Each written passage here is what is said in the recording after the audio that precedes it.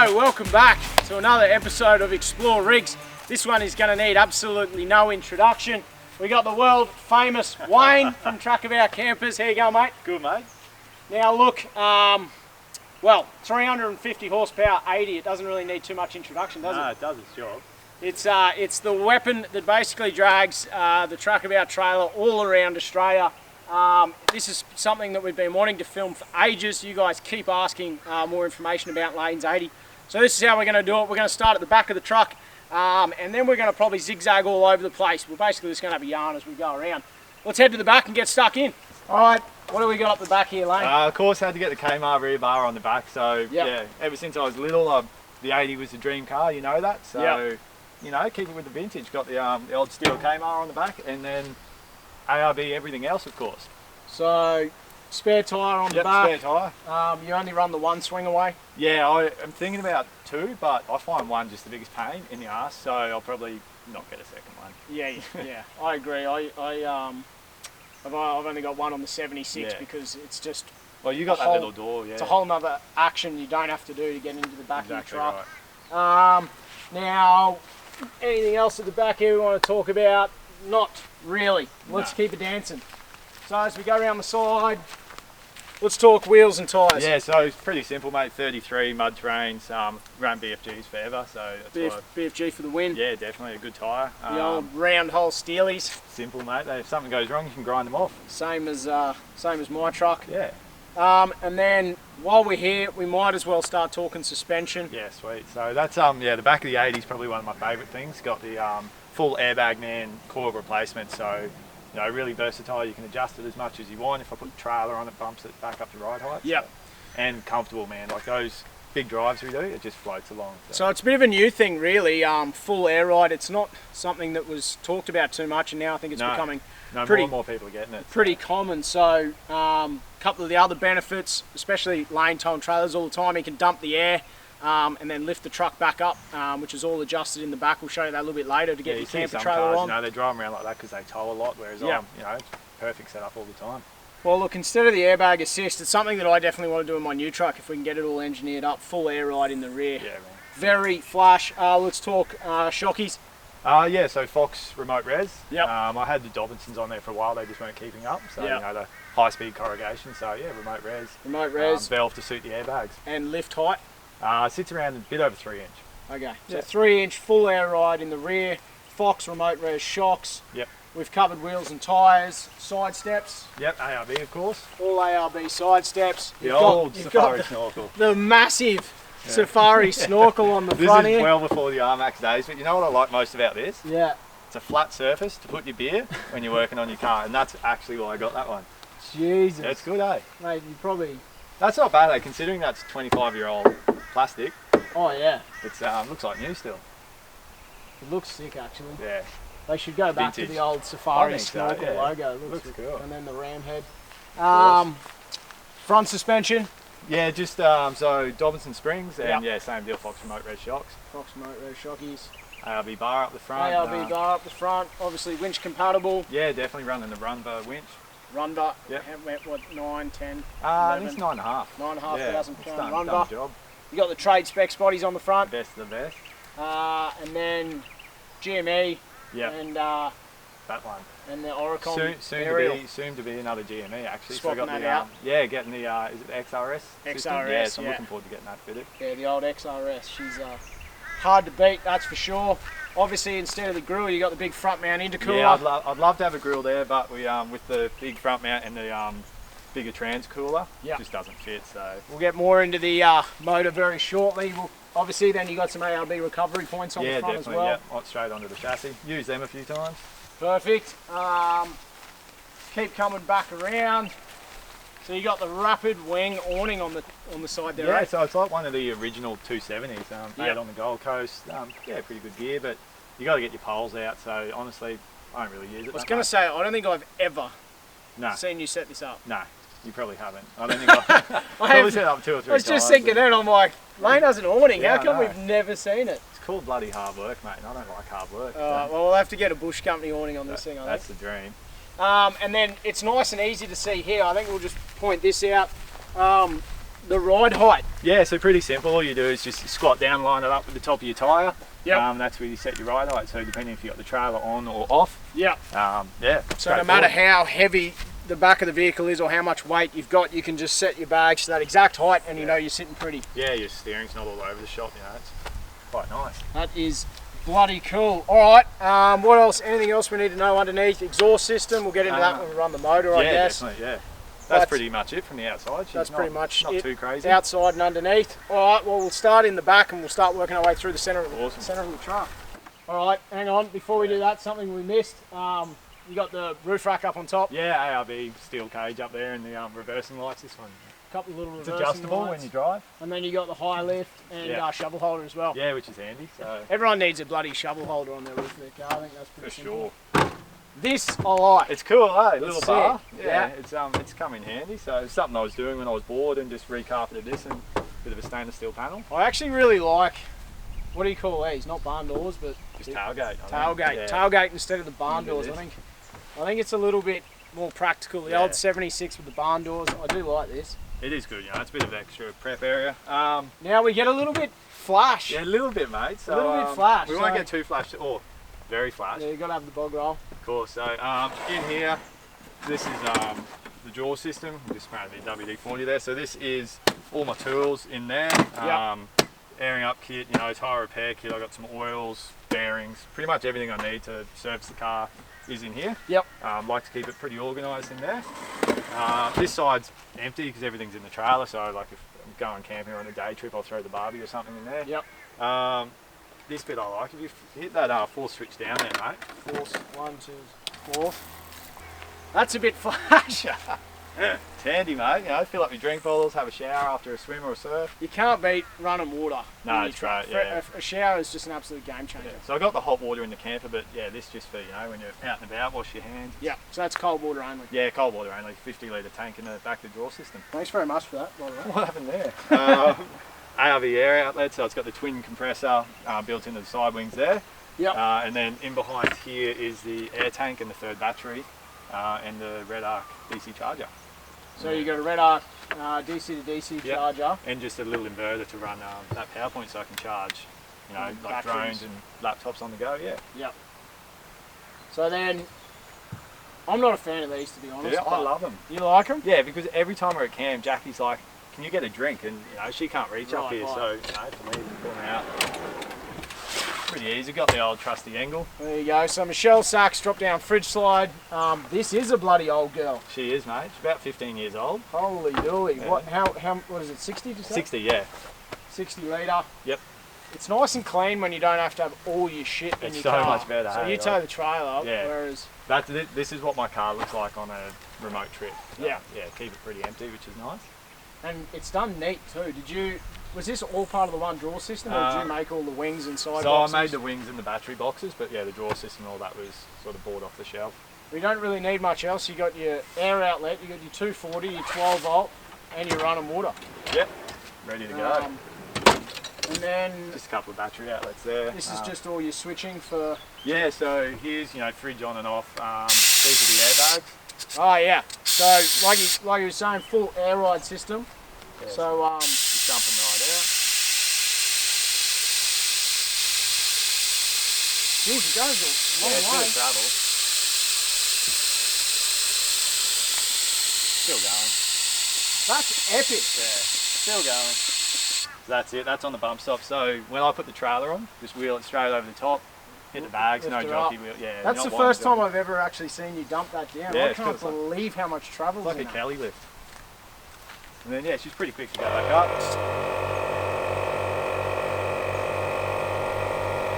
Yeah, I'm getting this. Definitely getting this. It's a good thing when you can make Matt jealous. Yeah, that's we're about to do a full air ride system in the GU Patrol. That'd be cool, yeah. So needs a bit of loving. That's sick. Yeah, man. Get it, honestly. What else you got? Simple ARB recovery kit. Yeah, in the side wings I've got like some spare belts and just stuff that I don't need very often, but handy to have on board. And that's basically it. Nice and clean. Yeah. All right, let's keep it dancing. Well, There's not much really going on here, but it's pretty basic. that is far cleaner than the back of the 76. Have a go. You don't even have seat covers on the old girl. I don't think anyone's ever sat in these seats, to be completely honest with you. There's something about the 80. They are sick. Yeah. All right, well, nothing to really show here. A couple of floor mats, basic. Let's jump up the front and cockpit. All right, in the cockpit, straight away I notice it's bloody comfy. So Recaro front seats, I absolutely love them. They're all electric, lumbar support. You can dial them in, sit back, enjoy the long ride. So first trip I put them in was Cape York. That trip we did, we were doing like 14, 15 hour days. Jump out, good as gold, felt fresh. So these ones are actually fully electric. Yeah, they're cool. And then Money well spent. And then you got your lumbar support here. Yep. I definitely think I need a set of Recaros. Yeah, God damn it. This rig review is going to cost me a lot of money. This is actually something that is super cool that happened in the 80s. So in the Saharas, they run a center console fridge off the AC. Yep. So I've found the Sahara wreck. It was a nightmare and I'd probably never do it again, but now it's in there and it works. I love it. So all you do is hit the cool button, car's running, you got a fridge, it cools beers down in about 10 minutes. Built-in fridge. Yeah, so about 16 cans in there, which is pretty impressive. 16 cans. And for the fancy people, ice tray. So if you like a scotch on the rocks on the drive, it makes ice for you too. Ahead of their time. Toyota. Bloody good thing. What have you been doing for the last 20 years? You went from ice makers and built-in fridges to leaf suspension, track widths that aren't the same. You've lost the Jesus bar, which is very disappointing. Yeah, mate. No airbags in this thing. What else have we got? So this is the oh shit corner, I like to call it. Oh shit corner. When I get stuck, obviously first port of call is the lockers. Yep. Front and rear ARB lockers. Yep, ARB. And then I've got my winch isolator, and then I can control the winch from inside the cab. And then this little button here is just a transfer lock-up for the auto, keep it cooler when we're flogging it up the beach. That's something I've never had, and I definitely really would like is in-cab winch controls. Yeah, it's great. It's you're not in a hurry, you're not trying to get remotes out, and they fail because that little plug sits on the front of your car. Well, on the last trip, I've lost. I've got a remote, which I thought was cool. Yeah, wireless one. But I bloody lost the remote, so then I had to find my handheld controller and plug it in. But that's foolproof. Yeah, mate. And with automatic conversion. Yeah, so I put the 4-speed in myself. Yep. Yeah, I'll touch on sort of how it's built, but I love it. It's awesome. You're sitting on 110 k's doing a bit over 2,000 RPM. So it's just purring along. And realistically, I know I drive a manual, but it's for your serious off-roading, you just can't beat an auto. Yeah, people's everyone's like, autos are for girls, but first low in this is infinite. Like you can just keep going. Yeah. It gives you more bloody control of the vehicle, I think. Yeah, definitely. Engine watchdog. So yeah, that's just engine and transfer temp, so I can keep an eye on how they're going. We've got Davis Craig low coolant alarm. So these are all set with alarms if anything gets out of where it should be. Yep. It'll let me know, and then just the old school ARB turbo timer. Turbo timer, and then you just got your GME. GME there, and GME then UHF. I'll have the remote face one, mounted up under there once that's installed. Yep. Little bloody Kenwood stereo system. Mate, no flash stereo in this. I listen to the. Look at this. This is bullshit. You get a clock. It tells you the time. It does. My 76 series does not have a clock. I love Toyota, but God, I hate you at the same time. What's the engine start button? So that actually links, if I ever have my start battery fail, it'll link all the batteries on board through to the starter motor. So I can pretty much jump start myself. Sick. Yeah, and that's actually through the Red Arc SPI 12. So it's a little mod you can do, and it's all. That's a little blue cord that. It is, yeah. It just hangs off. Yeah, basically you just ground that, and you can hear that solenoid engage. Solenoid kicks in. Yep. Boost and pyro gauges. Favourite one to watch. I love watching the boost gauge. Yeah, that's it, mate. Little phone holder. Yeah, little magnetic phone. Look at this, even the altimeter. The altimeter. So I now run the Link system just to get the altimeter. Yeah. They really have. This is actually making me a little bit angry. They peaked, didn't they? They may have peaked in the 80. Maybe I should have just bought an 80 instead of building a new 79. I think we've just about covered it. You got the beautiful dash protector. The doors trims still look nicer than my truck. This thing has done 188,000 k's since new. Wow. So there's I suppose let's talk while we're here, year and model. So it's a 93 model. Yep. and we picked it up with about 140 on it. So I've done 48,000 Ks. 93 model with sub 200,000 Ks. That's very rare. Very rare. That's why it's so bloody clean, I'm guessing. Yeah. Just watch where you put your feet. Yeah, sorry, mate. All right, let's get to the good bit. Oh, we got to do underneath, don't we? Underneath. Oh, we got to pop the hood. Pop the hood. All right, so you got the old visor, bonnet protector. Yeah. bonnet protector. I actually love these on the front of trucks. Nice spot for your sticker. And of course, it goes faster when you put an Explorer sticker on it. It's actually scientifically proven. Then bigger scoop. Yeah, so I was running a top mount. Yeah. It just didn't keep up with the boost I was putting through it, so I canned that and obviously went the front mount, and I just couldn't be bothered getting another bonnet sorted. Oh, so it looks I left sick. that. It does. It looks tough, and it does actually cool the transfer Well, you still time get a bit. Yeah. more airflow in there. Yeah, exactly right. All right, popper. Pop her up. Let's do it. So this is another factory feature. Factory. Gas struts. You know, you do this and Oh stuff my around. god. They really did peak at the 80 series, I think. All right, So this is the expensive side of the car. let's talk about what it was. What was in there? So originally it was a 1HZ, Yeah. which is, you know, your 4.2, no turbo, go forever but never get anywhere fast motor. Yeah. And I just got sick of it. So Especially when you're trying to drag camper trailers up the hills in the high country. yeah, exactly right. And you were running, you know, turbo V8, and I was there like it just wasn't keeping up. So Yeah. I spent a lot of money on that, turboing it and doing stuff to it. Yeah. Yeah, well, let's talk a little bit about that progression, because I think that might be interesting for people. Yeah, definitely. So obviously you had low K 1HZ straight over to G Turbo, who make like the remake factory turbos for these. Yeah. Really high boost, really early on. So I did that, and it was good, but you know, you're just watching all these gauges. They were never meant to be turboed. Yeah. A lot of people do blow them up. So yeah, I just got over that and went straight to the best of the best. So what have you put in it? So it's a 1HD FTE, which is, I love these motors, as you know. It's out of 100 series, so the motor and gearbox combo pretty much almost bolts straight into these. Do you know how many Ks were on it? On the motor, it's fully rebuilt. Fully rebuilt. So at the moment, it's got about 23,000 Ks on it. 23. Yeah. Absolute monster. Yeah, so she's due. She's So getting from running. the standard FTE, Yeah. then what did you do to it? So it was fully stripped down. A mate of mine actually built it up for his car. Yeah. We stripped it right down, race bearings all through it, so everything was replaced internally. Yeah. Machined all the bores, redid the head. Bigger injectors, so it's got plus 70 injectors. Plus 70. Yeah, so it's huge. So that's why she's a bit on the nose when you're at the lights. Just plus 70. Yeah, so no dramas. yeah, no plus 30s here, mate. Yeah.